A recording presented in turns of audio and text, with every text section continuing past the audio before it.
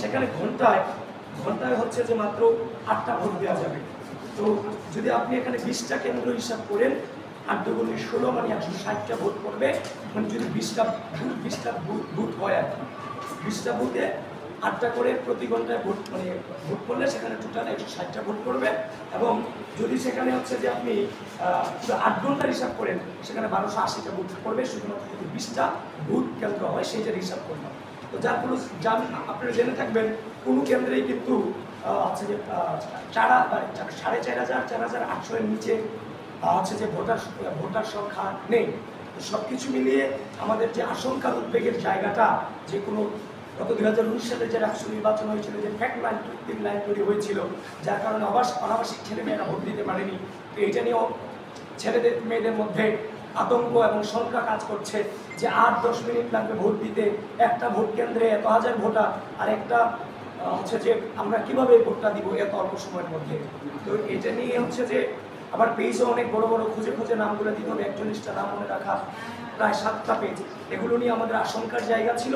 এটা আমরা নির্বাচন যে চিফ রিটার্নিং অফিসার আছেন ওনার কাছে আমরা সেটা জানিয়ে গিয়েছি।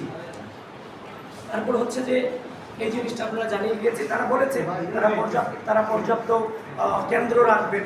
কিন্তু আমিও আপনাদের মধ্য দিয়ে জিনিসটাকে হচ্ছে যে আপনারা ইনভেস্টিগেশন করবেন আরও বেশি করে, প্রিয় সাংবাদিক বন্ধুগণ, কারণ আপনারা আমাদেরই অংশ।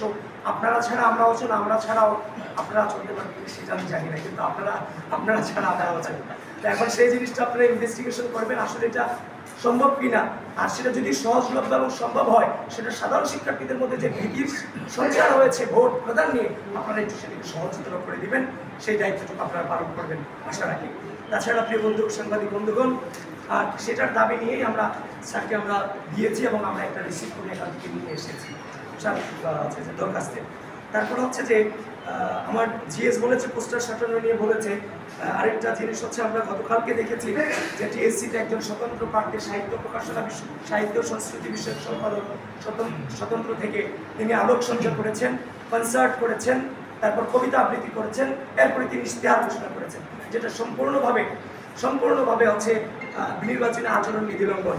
তাছাড়া গতকালকে কুয়েত মৈত্রী হলে চিফ রিটার্নিং অফিসার রিফাত আরা আমাদের হচ্ছে যে জিএস কুয়েত মৈত্রী হলের জিএস সে রাত 8টায় যখন ওখানে প্রচারণা চালাইতে গিয়েছে, এখানে নির্বাচন কমিশন বলেছে যে কোনো কাগজ থাকলে, পেন স্লিপ যে কোনো রিপোর্ট থাকলে, কার্ড থাকলে সেটা দিয়ে হলে গিয়ে নির্বাচনী প্রচারণা করতে পারবে।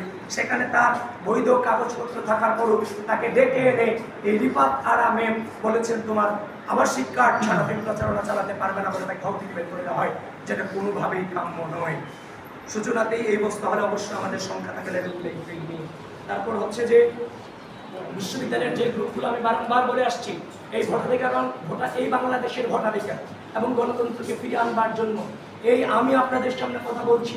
2016 সাল থেকে আজ পর্যন্ত এই রাষ্ট্র থেকে কোনো প্রকার সুযোগ সুবিধা না নিয়ে জীবনের সকল সম্ভাবনাকে উপেক্ষা করে রাষ্ট্রের ভোটাধিকার এবং গণতন্ত্রকে ফিরিয়ে আনবার জন্য আজও পর্যন্ত লড়াই করে যাচ্ছি। হাসিনা পরে চলে গেছে, এই ঢাকা বিশ্ববিদ্যালয়ের মাটি থেকে আমরা আশা করছি গণতন্ত্র এবং ভোটাধিকারের সূচনা ঢাকা বিশ্ববিদ্যালয় থেকে হবে। কিন্তু আমরা দেখতে পাচ্ছি ঢাকা বিশ্ববিদ্যালয়ের বিভিন্ন গ্রুপগুলো চিফ রিটার্নিং অফিসার সহ নির্বাচন অফিস থেকে বিশ্ববিদ্যালয়ের সহযোগিতা নিয়ে বিটিআরসিকে চিঠি দিয়েছে। তারা বিশ্ববিদ্যালয়ের যে গ্রুপগুলো প্রপাগান্ডা ছড়াচ্ছে, শিক্ষার্থী সংসদ 1, শিক্ষার্থী সংসদ ঢাকা বিশ্ববিদ্যালয়ের শিক্ষার্থী সংসদ 1, শিক্ষার্থী সংসদ 2, তারপর হচ্ছে যে নিরাপত্তা মঞ্চ সহ তারা এগুলার জন্য বন্ধ করে এই জন্য নির্বাচন কমিশন বিটিআরসিকে চিঠি দিয়েছে। কিন্তু আমরা দেখতে পেলাম সেই গ্রুপগুলোর নাম পরিবর্তন করে ফেলেছে। গ্রুপ তো বন্ধ করবে দূরের কথা, গ্রুপগুলোর নাম পরিবর্তন করে আচ্ছা যে শিক্ষার্থী সংসদ রাখা হয়েছে, ঢাকা বিশ্ববিদ্যালয়ের বাইরে শিক্ষার্থী সংসদ রাখা হয়েছে। আমরা হচ্ছে যে এই চিফ রিটার্নিং অফিসারকে আজকে আরও কয়েকটা পেজের নাম দিয়েছি।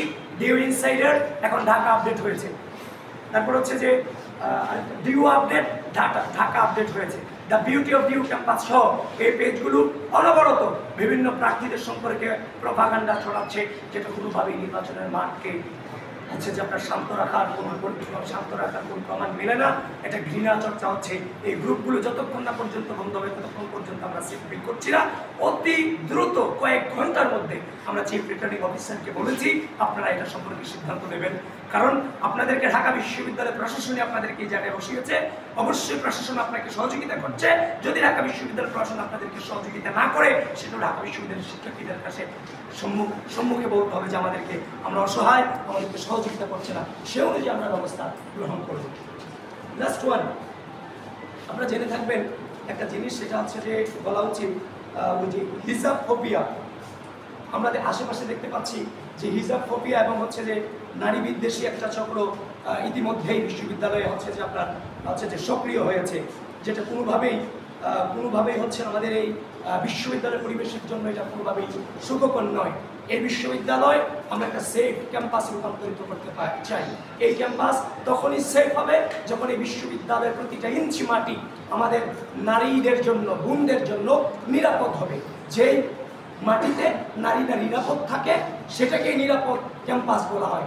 এবং এটাও জানিয়ে দিচ্ছি বিশ্ববিদ্যালয়ের প্রশাসনকে, নারীদেরকে বিভিন্নভাবে যে হেনস্থা করা হয়, সেটা হিজাব কেন্দ্রিক হোক কিংবা আছে যে ওয়েস্টার্ন কালচারই যারা অনুসরণ করে তাদের ক্ষেত্রেই হোক, যে মতের হোক, তার